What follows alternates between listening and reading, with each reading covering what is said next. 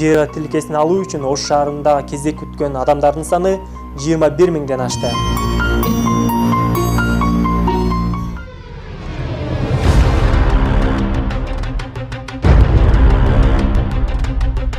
Сүйүнбай кызы Самара 9 жашында 5 сотук жер тилкесине ээ болду.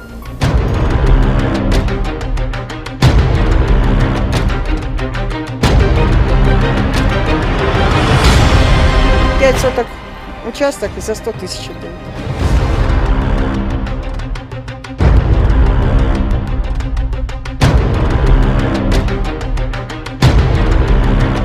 Ben el adrele bugün görüp otam şunday üyler çıkıp ketken. Ben Bir yerde 4-5 adamga satı verip kimin pulu verse.